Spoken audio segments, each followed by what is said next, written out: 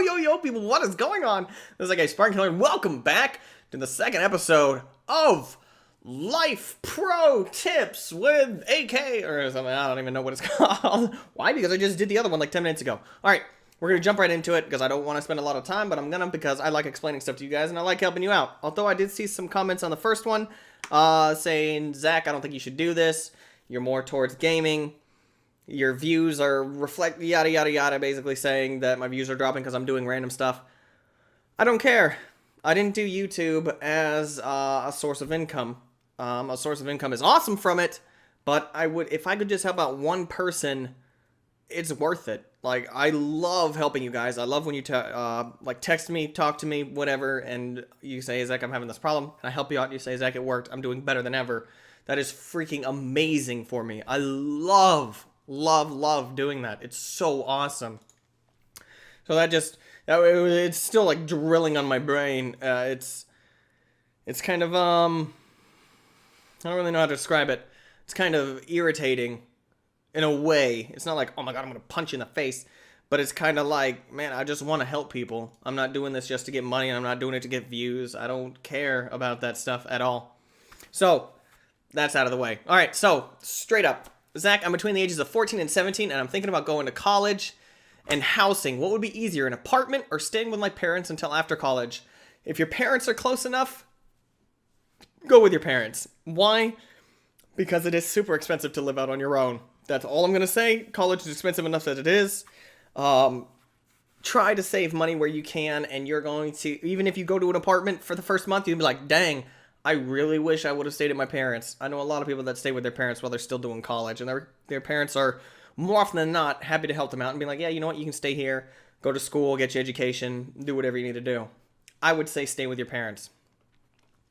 Now, this that was from Toby. Sprinkle said, what are the steps of getting a house both owning and renting?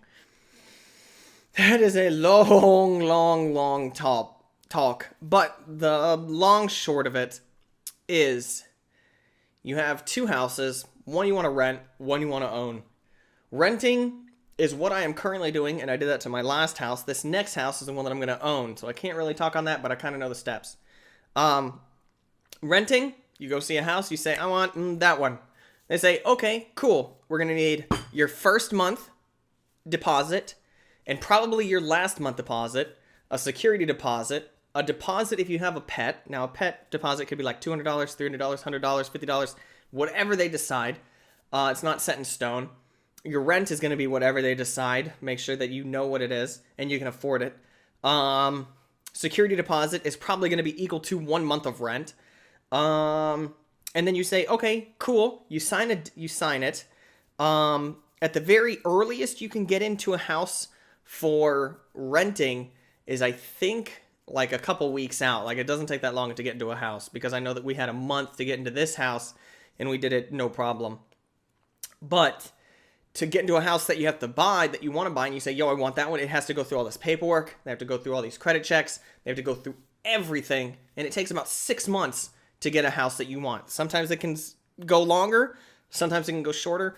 But generally, you're looking at 6 months to own a house. Now, the benefits to renting a house is that if something breaks, like let's say this light falls and just breaks, I say, call up the people and say, yo, this light just broke, come and fix it, and they have to pay for it. Now, in my own house, if that light fell and cracked, I would have to go buy it. So basically, with renting, you can't do anything to the house. Like, I can't break down a wall and say, I want a window here looking into the master bedroom, because it's my house. It's not your house. You're renting the house, basically. That's what leasing is. Renting. What was I thinking of leasing? That's what renting a house is you're just borrowing it from somebody. If you mess it up, if you leave holes in the walls, they're not going to give you your security deposit back. So say goodbye to all that money if you leave the house in a horrible mess. Whereas in your house, you can do whatever you want. If I wanted to put a roller rink in the top part of the house, boom, it's mine. There's sometimes you cannot have dogs. I want a couple dogs, but they're on the restricted breed list. Restricted breeds are dogs that are aggressive, dogs that have violent histories, dogs that basically everybody hates, like pit bulls, Dobermans, Rottweilers, German Shepherds. I can't remember the other one. I can't remember the other one, but there's a couple of them, and it's on. You can probably look it up. Restricted dog list, and whatever state or country you live in, and you can't have them. Like I cannot have them. They'll say, "Sorry, you cannot have this dog." Now the dog that Cat wants, not on the restricted breed list, so we can get it. We'd have to pay the deposit for the pet thing. Now, as when I get my own house, that's when I can get whatever freaking. I could get 80,000 pit bulls if I wanted to, and they can't say anything about it. The homeowners association might be like, "Hey, guess what? You might not want to do that," but leading on to the homeowners association, you also have to pay for whether you're renting and or buying. Basically the HOA, that's what it's called, HOA, homeowners association. They say you cannot make your place look like trash because you are going to lower the property value of our houses. If you are in a neighborhood where there is $100,000 houses all around you, they are all $100,000. If you have a car in front of it on blocks, aka cement blocks with no wheels, you have garbage everywhere, there's weeds everywhere, there's a dead cow in your front yard, nobody's going to want to live around you. So that is going to bring down the property value of everybody around you. So instead of everybody having a $100,000 house, everybody has about $75,000 house. But if you spruce it back up, everybody's property value raises. So the point of an HOA is to make it to where everybody conforms to not have garbage in their front yard. I know my buddy, he hates the HOA. Me, I like it because it means that you're not living in a neighborhood that looks like garbage and people are leaving cars out, horrible oil stains, there's not trash everywhere, there's not weeds everywhere. It makes you live in a nice neighborhood. Depends on who it is. The HOA are people. It's not some set organization. It's people that sit there and they drive around and they say, this dude has weeds. This dude has weeds. This dude's tree's falling over. This dude has this, and you can't paint your house a specific color. When there's no HOA, you can do whatever you want. It's free reign. But HOA is a nice, uniform set code where you can only paint your house this colors. You can do whatever. Now, somebody's like, oh, well, I want to paint my house purple. Then get into a place that doesn't have an HOA, and you can do whatever you want. But if you want to have a nice, uniform-looking neighborhood, go with an HOA. Let's see, what else is there for renting and owning? You basically have your own house. You can do whatever you want to it. If you want to lop off, you want to add an addition when you own it, you can do whatever you want. And now that ties into the whole thing for money. Money. Remember last episode, I said money is important. Money still is important when you're talking about a house. Like I said, I listed off all those things for the rental house. And also some of the times you're going to have to get, if you do not have a fully furnished rental house, you will have to go out and get the stuff. Like we had to get a washer and dryer for this place because it didn't have one. Last place had everything. We could have just moved in. It's what you call move in ready. You can just move your junk in and be like, I'm home, and run around in your Superman costume and just run, freaking wall run and do whatever you want. But some of the times they're not, and so you need to actually put out that extra money. Most of the time, I'm not going to say all the time, but I think most of the time houses are unfurnished, and most of the time leasing or renting houses are quote-unquote move-in ready. It could be different. Most of the time that's what it is for Arizona. I don't know what it is for everywhere else. That's just speaking from my experience. So I rented my first house, rented this house, aka my second house. My third house is going to be the house that I buy. Now, the way that I look at it, when I buy a house, I am not going to move for a while. Why? Because that is a lot of money to put down. Like, let's say I put down $20,000. That, unless I resell the house, which I probably would if I had to move, like, it's not bad to get up and move after a while, but I'd rather see the house go up in value. And it can go down in value. But as of right now, Arizona is on the verge of booming because I think Apple is going to put a factory here, and some crazy Chinese big corporation is going to put a DC down here, which is a distribution center. And Arizona's economy is going to go crazy up. So within the next couple of months, I want to actually have a house. And that way, when I buy it at $100,000, by the time I sell it, everybody wants to live here, and it's $200,000. So you need to think about a lot of things when you want to buy a house. Because it's an investment. It's an investment. Cars are not an investment. Cars lose money, aka depreciate, when you drive them off the lot. If you get a 2014, moment you drive it off the lot, it loses, I think, like 20% of its value. Now, the housing market could take a dive like it did in 2005, I think it was, and it just tanks, and people are just like, and people were leaving their houses because they can afford it. But sometimes it goes up, sometimes it goes down. It's all an investment. I think that's pretty much the steps. Both are going to have, well, and for a house, as opposed to the whole first and last month's rent thing, when you're buying a house, you have to have a down payment. You have to go to a bank. They have to approve you for a loan. And then you're golden, pretty much. And then you're going to start paying the bank back what they owe you. And that's where your credit comes in. They say, hey, Zach, we noticed you've never had a house before. That means I have 0 house credit.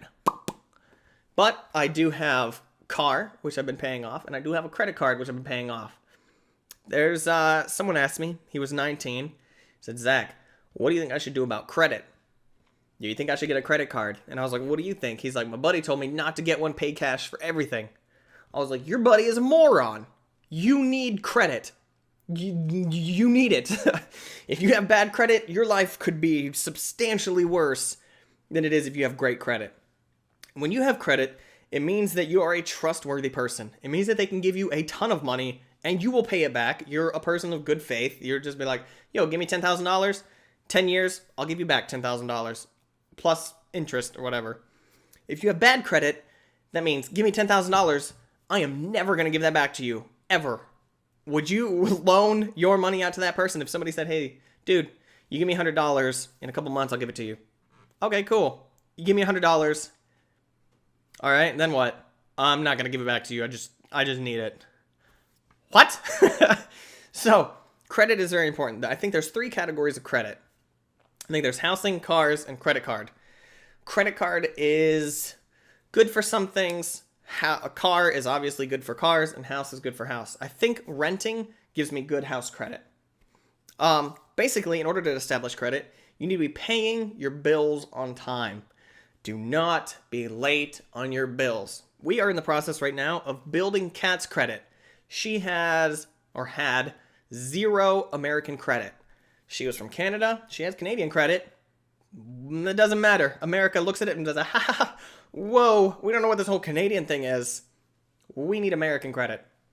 So, basically, we had her start out, and this is what all of you can do, assuming you are of the age to get a credit card. I would advise you, this is straight up, this is not, oh, let me double check my facts. Freaking do it. Get a credit card. Get one that is free. It says no annual fee.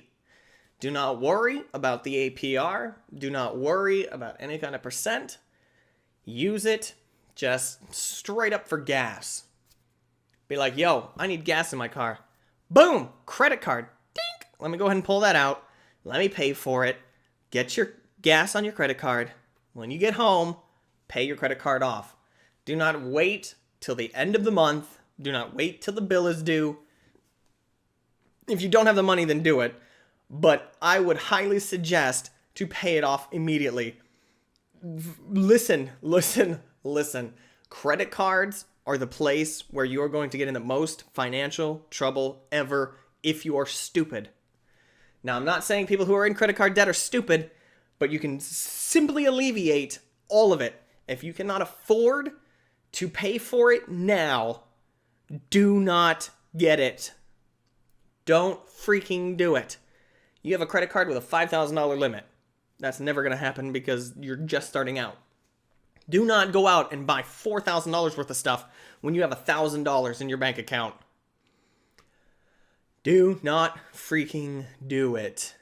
Because what happens when you have, let's just say 10%. Most of the time it's not. Most of the time it's like 14%, 15%. Let's just do 10% because it's a nice round number. Let's say you have a bill for $100 on your credit card.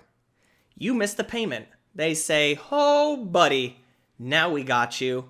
So now instead of paying $100, you now owe $110.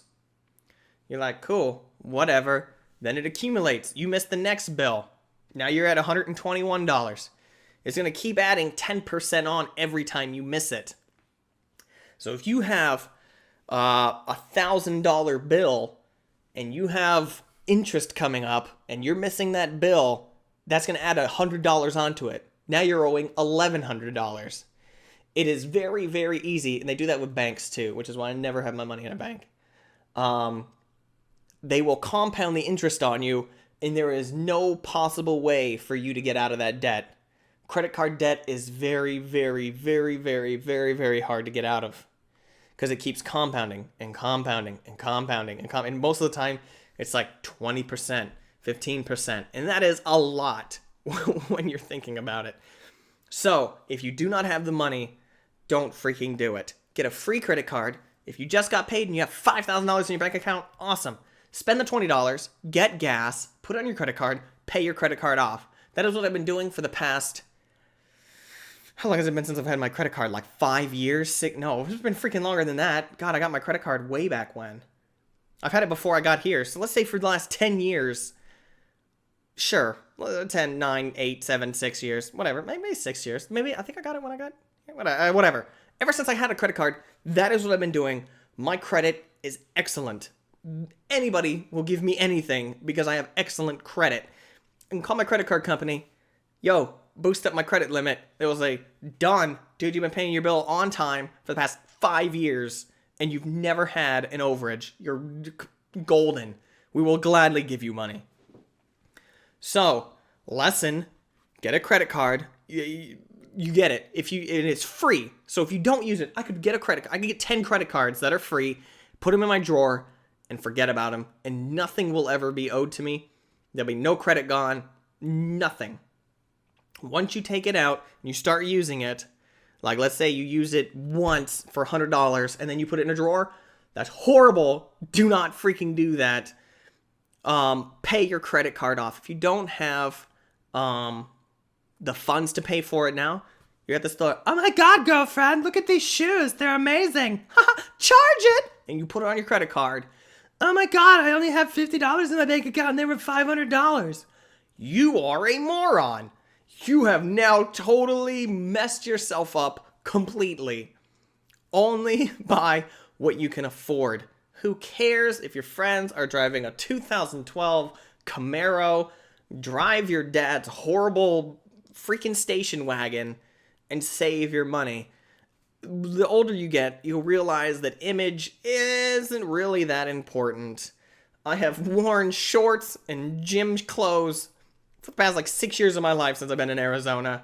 I could care less what people think about me. Honestly, I don't care. Look, my hair is not even done. I don't care. Do I care what people think when I go outside? No, I don't. I don't care if I'm driving the nicest car.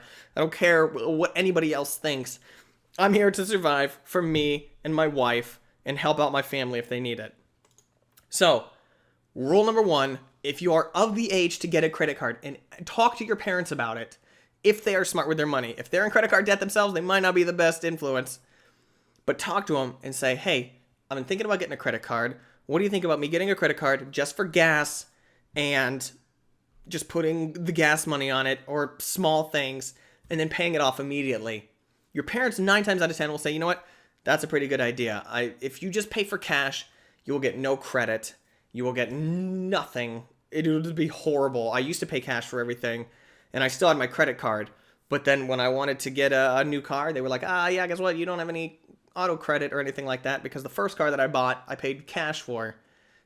Dumb, but it was third party. So, long story short, get a credit card, buy what you can afford, pay it off almost immediately, or very close to when it expires and the bill is up. Please do not freaking miss a payment. If you miss a payment, you are royally out of life. It's bad. It is very, very bad. Alright, so I am an 11-year-old girl and I want to become a YouTuber. What should I do to get more popular in the YouTube world? By Queen of Butter. Okay, well, pro tip. Ooh, this is cutting it close. I'm going to be done here. This is the last question. Rule number 1. You are not going to become famous. You're not going to become famous with the name Queen of Butter. Why? Think of butter. Everybody thinks Sky does Minecraft. You're not going to get anywhere trying to be somebody other than yourself.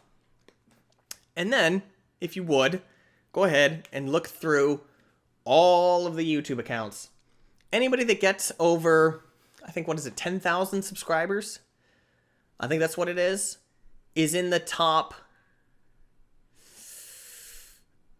I think it's in the top 10% of YouTube. I think. Don't quote me on that. Anybody that gets over 100,000 is in the top, I think, 5%. Anybody that gets over 1 million is in the top, like, 2%. There's a very, very, very slim chance anybody is going to make it into YouTube.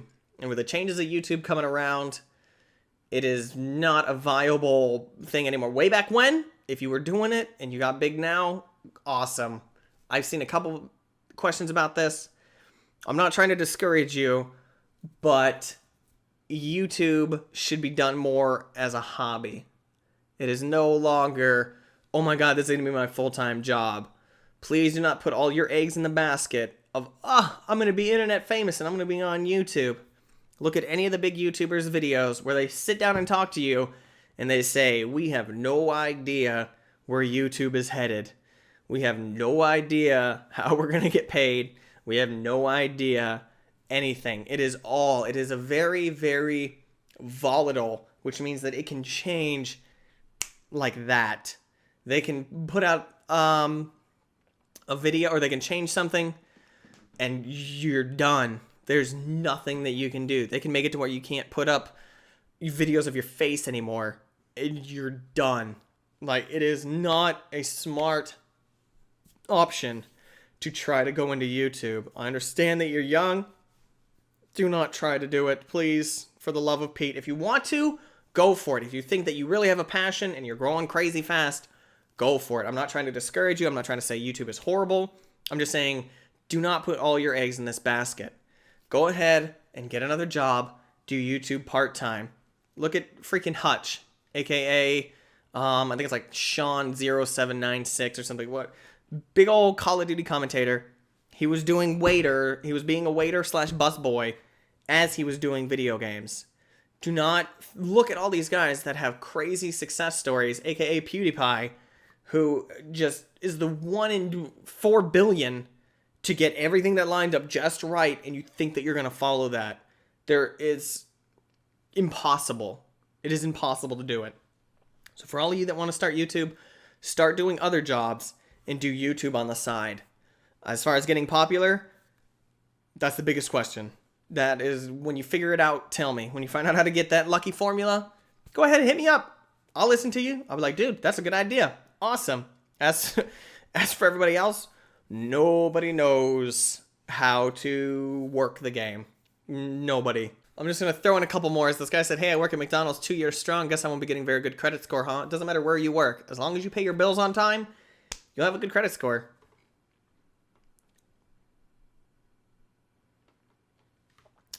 Squartsy said, I'm 13 turning 14 and I want to get a phone, but my family isn't the richest family out there and I don't have money to buy a phone. So what do you think I should do to earn enough money to get a phone? I had this same exact conversation with my little sister. I think she's like 13, 14. No, wait, she's 15. I don't know. She's freaking young. She's a teenager. Mom and dad, she wants a new phone. Mom and dad are like, meh, she has an upgrade on a phone, whatever. I said, dude, get a freaking job. That way when you find something that you want, you can go out and buy it. Get a job. Do dog sitting, dog walking, lawn care, babysit, watch houses, house sit, wash cars. Do paper route. My sister had a paper route when she was like 10. There are so many things that you can do as odds and ends that you don't need to go through like a big corporate company and you have to be of legal age to get a job to do. Go to, if your dad has like a construction job, go help out on the job site. Go pick up trash. Go ask your parents. Say, hey, do you mind if I do chores for money? Do you mind if I get an allowance? My parents are now starting to pay my little brothers and sisters for getting A's on their report cards. There's a ton of things that you can do to go get money. When I first got a job, I think I was to 11 or 12 when I started working, and I was doing construction. I was out there freaking, now I know a lot about construction. I was out there picking up garbage. I was out there learning from other people. They were like, hey, this is how you do this. This is how you do this. I was like, oh, okay, that's cool. Donk, and I hit my hand. But there is tons of jobs out there that you can get that you don't really need to do anything for. You just need to do them. Yo, I'll mow your lawn. Really? Yeah, cool. Give me $3. $3. What am I gonna do with a duck? $3. Give me $3. Okay, cool. And go out there and do it. Like, it's not hard to get a little extra money, and then over time that'll accumulate, and you can say, "Yo, I have $150, and I want to get this new phone." Boom shakalaka, I have a new phone. So some kid said, "I'm 13 and me and my girlfriend's dating anniversary is in December. I really love her, and I want to buy her a ring. Said ring is $160 and has 7 small diamonds with our names on it. I need to get the money by then, and there are not many jobs where I live. What could I do?" A lot of people said that he's too young, and I would agree with that. This guy said, pro tip, that's a horrible idea. Don't. Just saying you're a little young to be thinking about that expensive of a gift. Dude, you're a little young to think about having a girl, much less buying her jewelry. So, I'm going to tell you straight out. You're 13. Chances are pretty high. You're not going to be together for very long. If you are, awesome. Congratulations. If you are truly deeply in love, she will not care if you got her a ring or not. Granted, she may be thinking, dude, if he loves me, he should give me a ring. But chances are, coming from my standpoint, you're not going to be together for very much longer. Why? Because it's just the way life is. Around 18, 19, girls flip a 180 and they do exactly the opposite of what they want to do forever. Bad history with me and girls around the 18, 19-year-old age. So, I would say, if she loves you, she'll forgive you for not getting you a ring. Baby, I wanted to get you a ring, but I didn't have the money. But instead, here's some flowers, and let's go on a walk, and we'll talk about our feelings and such. Cool. If she loves you, awesome. She'll be like, you know what, that's really sweet of you. Make her something. If you don't get her the ring, and she freaks out and starts hitting you and saying, why didn't you get me a ring? Don't you love me? Dude, she's crazy, and you should probably leave her anyway because she's crazy. Like, nobody that I know that is sane would freak out about not getting a ring. So, that's my advice to you, man. I'm gonna be mean and super straight to the point with all these. So, do not get offended if you think that I'm mean. I'm just giving it to you straight. I don't have a lot of time to sit down and talk about your feelings and all this other stuff. Pro tip. 99% of all young relationships don't last. That's just a fact. Ask anybody. Ask your parents. Ask your parents' friends. Ask anybody who's dating. Yo, are you still with the first love of your life? No, I hate that chick. Boom! There's your answer. So, my advice to you, save your money. Do not get her a ring. Make her something. Take her out. Do something special. Share a McFlurry at McDonald's or whatever the heck you kids do. And that's that. If she freaks out that you don't get her a ring, she's crazy, you should dump her anyway. But yeah, my advice to you is that you're way too young to get a ring. The only time I got a ring was when I was 18. And that's the first time I ever bought a ring, when I was 18. Wait, no, God, I was 19. Yeah, dude, crazy. No, wait, what are you doing? Wait, save your money, all right? But as of right now, it looks like our time is up. I hope you enjoyed this episode. Leave a comment down below if you are thinking, and I will see you guys next time. Peace!